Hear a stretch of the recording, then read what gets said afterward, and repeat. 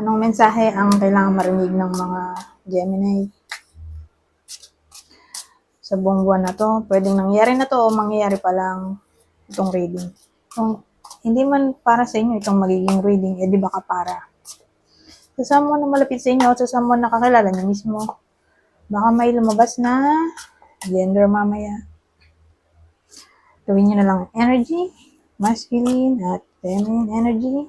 Pwede rin naman na huwag nyo nang pansinin ang gender. Hindi ko masasabi kung anong magiging reading, kung positive ba o negative. Depende sa kung anong mapipick up kong energy. Walang masama kung papanorin ang sun, moon at rising sign. Kasi baka alin man sa mga yan ay mag-resonate na sa sitwasyon nyo. So, ang bida, pamilyado, pero hindi kasal. So, pwedeng tumama sa inyo to o sa kakilala nyo. Kung hindi kayo pamilyado, edi baka sa kakilala nyo.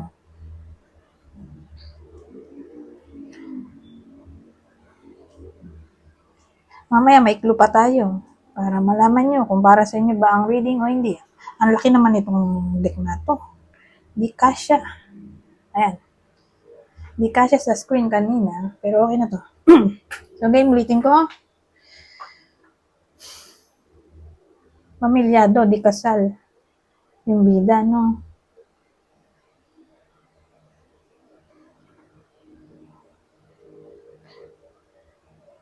Ano to?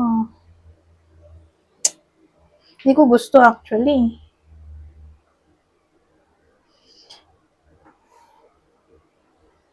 Kasi may someone from the past na parang tinatry pa i-manifest ng iba sa inyo. O nung magkarelasyon dito, pamilyado, di ba? Hindi sila kasal. May isa sa magkarelasyon na yun na parang tinatry i-wish o i-manifest yung ex nila.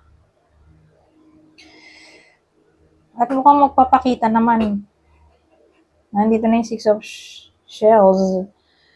Kaya lang ang pangit kasi ang huli ay Eight of Shells o Eight of Cups na may aalis. So, who knows, baka iiwan niya yung ex o pamilya niya mismo iiwan niya. Diyos ko po. Kaya lang, laki kasi nung card eh.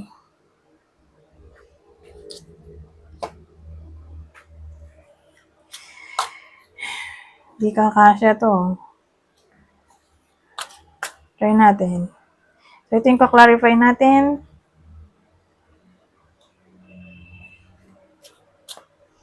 Laki nga oh.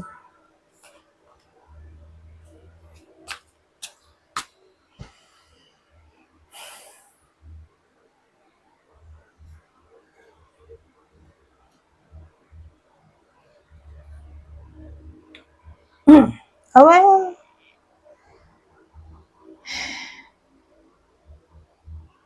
Ano nga ba itong seeker?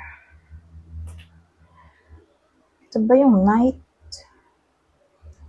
So, ito yung page. Kalimutan ko na. Tagal ko nang di kinamit to. Pero ito, queen. Queen of Wands. Ito, Two of Wands. Pero ano nga kaya to seeker? Tingin ko page to. Page of Swords. Wala kasi yung book. Masa nga ba yung book nito? Namumunta ko na nasa na yung book nito. Guidebook. But again, tingin ko page to. Hanapin ko pa kasi yung guidebook eh. Ito nung nasa. But again, tingin ko page to. Page of Swords.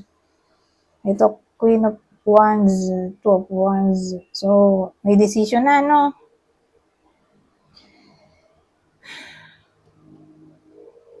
So, sino to?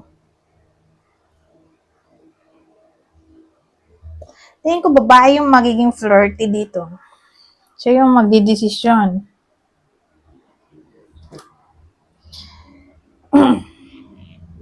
So, anong decision niya?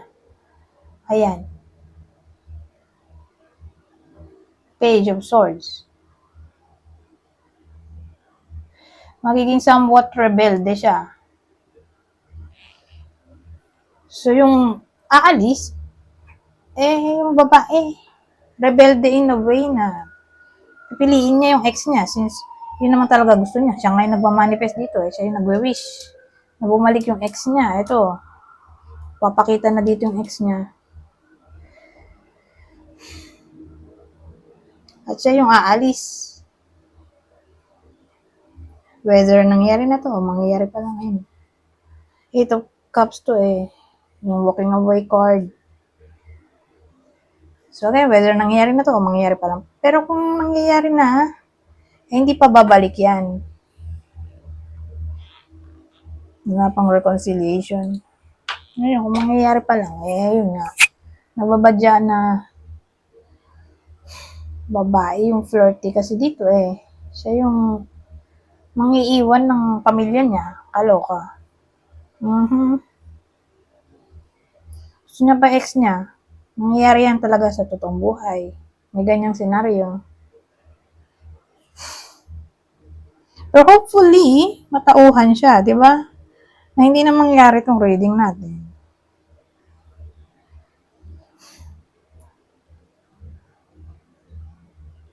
Pero kung nakikita na ng iba sa inyo na, yan nga, para nanlamig yung babae, mukhang doon na talaga patungo to. May iba siya. May iba siyang gusto. Ngayon, wala namang masama kung gamitan natin ng rosary o anything na pangontra, di ba? Pangontra misfortune. Ito, alam ko, labradorite Pangontra misfortune. Ano pa ba? Ito, garnet. Alam ko, disaster. Pangontra ng disaster din to.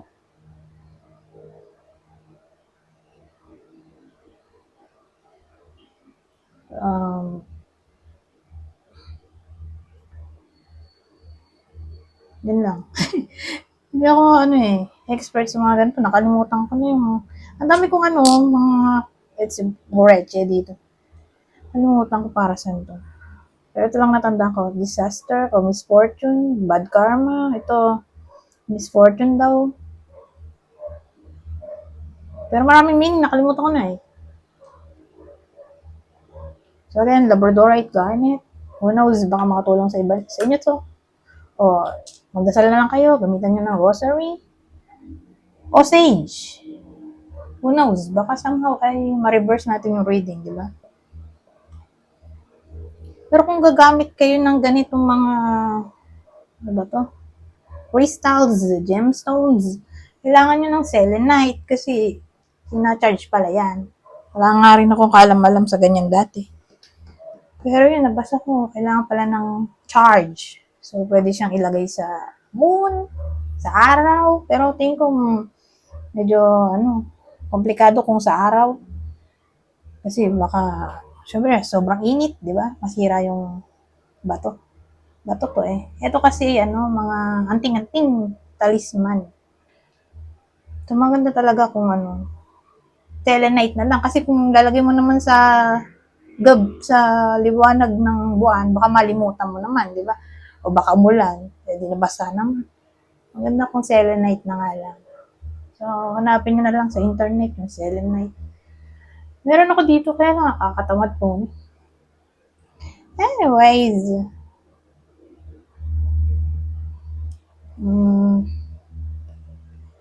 ano tayo dito sa susunod? Ito yung clue. Okay, natamaan ang reading natin. Yung partner ng Gemini. Doon muna tayo sa partner, bago yung kakilala. Kasi kung dito tumama sa inyo, sabihin natin walang lumabas na partner nyo, ng iba sa inyo. Di doon tatama sa kakilala. Kung sabihin natin single naman kayo. So, hindi applicable, di ba? Doon nga sa kakilala. So, mamaya, abangan nyo na lang. So, dito muna tayo sa partner ng Gemini. Aries, Virgo, Aquarius. Ngayon, kung kakilala nga, Ito yung zodiac sign ng kakilala na possible tamaan ng reading na to. O, idol. Pwede rin kasing idol to eh. Mga idol nyo. Mababalitaan nyo na lang sa TV, sa social media, sa radyo. Pwede rin kasi. Pwede rin sa kanila to. Kaya lang, naging apat to. So, ito yung kakilala o idol. Sagittarius, Leo, Virgo, Leo ulit. Ay, oo nga, dalawang Leo. Sagittarius, Leo, Virgo, Leo. Ito naman yung hitsura. So, same instruction. Kung dito tumama sa inyo, di baka tumama dun sa kakilala nyo, person nyo, o idol. So, may someone na kulot ang buhok, afro. Kunin nyo lang yung info na sa tingin nyo ay fits sa inyo, sa kakilala nyo. So, malaki yung hinaharap. Kasi, ano ba to? Busty chest. White gray hair. Di may edad na yan. O may puting buhok. O nagpakulay siya ng ganyan. May mga taong mahilig sa gray hair. Okay? Yan, tulad niya, no? Nagpakulay siya. Sabihin natin ash brown, ash gray, na kulay ng buhok. Piercings. So, may mga hikaw. Kung ano-anong hikaw sa katawan. So, ayan, oh. Hikaw sa ilong, sa labi, sa kilay. Saan pa ba pwedeng hikaw? Maraming hikaw sa tenga. O kung saan man yan. Sa pusod, di ba? Pwede. Kasi may mga butas-butas siyang nilalagyan ng hikaw. Sa katawan. Ayan, dito tayo sa susunod. Saan ba yun? Isang deck. Ano pang masasabi nito? So dito, ibang senaryo. Pero minsan nagdurugtong, madalas hindi. Sasabihin ko naman kung magdurugtong yung kwento.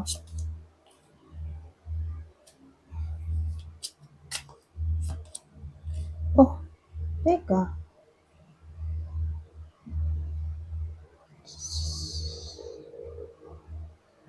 Dito ba yun o yung isang reading ko? Yung merong... dun sa kabila yun. Kabilang reading yun, yung sa Taurus. Ayun na, gulo-gulo na.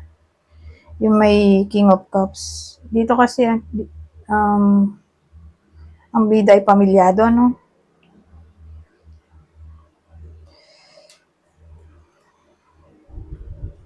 Sa Taurus pala yun. Yung mayroong King of Cups. So, hindi sila magkarugtong, ha?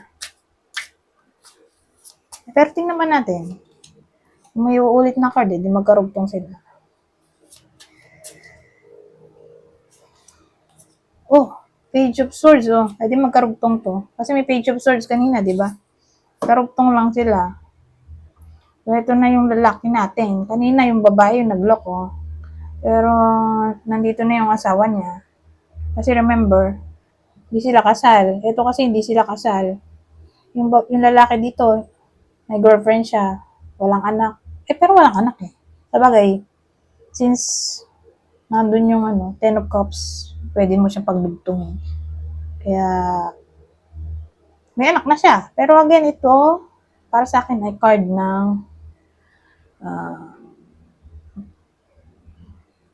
tawag dito. Lalaking may karelasyon, ka-live-in, pero wala siyang anak. Hindi siya kasal. Pero again, since pwede nga natin tong i-partner dun sa Ten of Cups, dahil nandun din naman siya. So, ito na yung lalaki, sabihin natin. Mahal niya pa rin yung asawa niya. Kahit na magloko. Ito na yung continuation. Mahal na mahal niya yung asawa niya. Oh. Kasi itayo siya eh. Pero wait lang. Dito pala to. Oh. Seven of Cups. Ito nga. King of Cups. Upright, reversed, na the Hermit, at Page of Swords na upright. So, ang dating sa akin, tinatry niya, kahit na niloko siya nung asawa niya, kahit na iniwan na siya, ganun. Tinatry niya pa rin i-manifest pabalik sa buhay niya kasi, seven ay manifestation. Ngayon, yung cups, ay emotional, fantasy. So, ayun, tinatry, kaya nga sa wishful thinking o fantasy, imagination, na parang ito yung wini-wish niya, pina-fantasize, ini-imagine na gusto niyang makuha. Wini-wish niya. So, again, wini-wish niya, bumalik pa sa kanya yung asawa niya at mahal naman niya. Mahal niya pa rin kahit ganun na niloko siya. Pero hindi mo maalis sa kanya na syempre, na-betray yung trust niya, di may trust issue siya. Pero kahit ganun na niloko siya, nagka-trust issue siya, mahal niya pa rin. Ngayon, paano papasok tong Page of Swords? So, niya nga makausap pa somehow. Ano ang dating? Pinagsama natin to saka to. Try niya i-manifest, makausap pa somehow. Pero again, may trust issue siya. Siyempre, nasaktan siya eh. Pero kahit ganun nga na may trust issues, mahal niya pa rin. Willing pa siyang tanggapin yung asawa niya. Hello ka. So, same ano lang, di ba? Wedding. So, punta na tayo dito.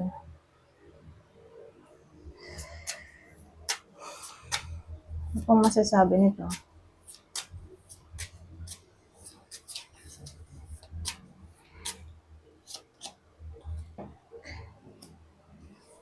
Ito, iba na to. Hindi na to magdurog tong ibang deck to eh. Widow. Absent. Ano eh?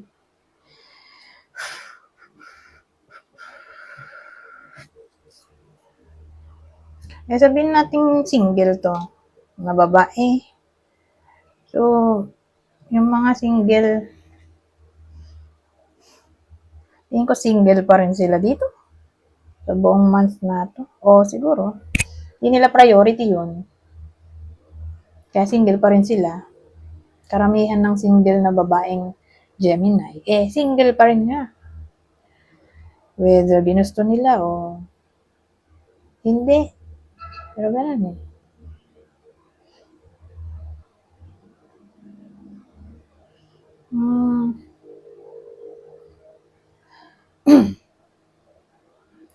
Pero ano dito, sad sila. Siguro dahil broken-hearted o may trust issues. Kaya kahit gusto nila ma-inlove ulit yung feeling ng trust issues ang nagiging obstacle para magmahal ulit. May ganung case kasi.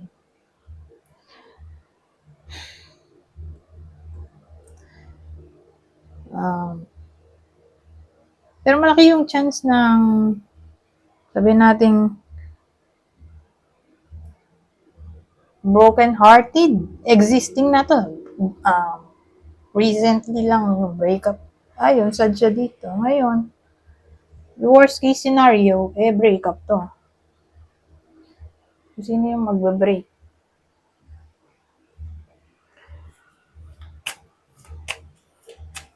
Magkarelasyon. Possible, ha? Pisces ulit. Ito yung partner. Taurus. O, kung di tumama sa inyo, wala kayong partner dyan. O, hindi nyo kilala yan at dahil single naman kayo. Baka tumama sa kakilala nyo. O, idol. O, ito yung kakilala o idol. Scorpio, Libra. Ano to? Capricorn. Ano po ba? Ito last spread na to. Kasi, pupunta na tayo sa last deck. Wow, sana maganda yung susunod. Maganda to eh. Ay, di maganda yung susunod. May chattering kasi tayo. May mga chismosa to. Pag nakita ko yung ganitsura, oh. Sino mo yung mga mukha nila? Grabe, judgmental. Pero chattering kasi usually gossip yan. Yung card ng gossip. O gossip. Pero yung surprise dito, na siguro masyashock na meron palang nang chichismis sa iba sa inyo. Nagulat yung babae dito, oh. So, nagulat siya na hindi niya inakala na may tao palang na naninira sa kanya.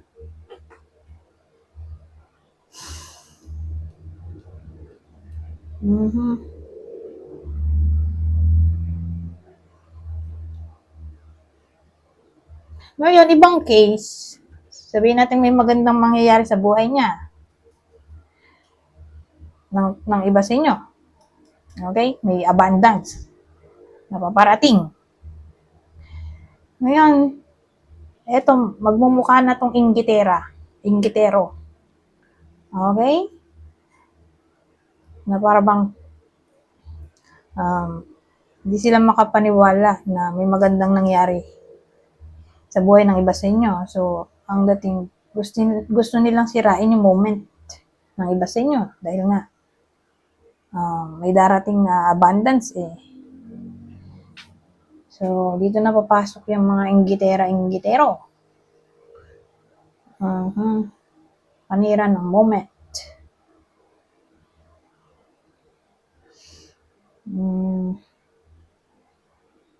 Ano pa ba?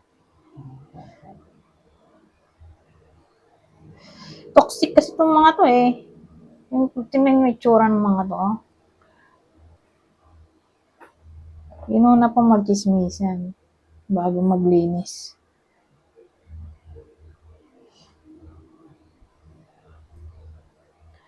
So, beware. Okay? Anyways, dito na tayo tutungo sa last deck. Kukuha ko dito ng 3 card. Kunin nyo lang yung info na sa tingin nyo ay fit sa inyo. Okay? General advice na to sa buong 1 na to. So, sabi, light. See the light within yourself and everyone else. Pets. You love and understand animals. At ang huli, best friends. True friends stick together no matter what. Anyways, hanggang dito na lang. Goodbye. For now.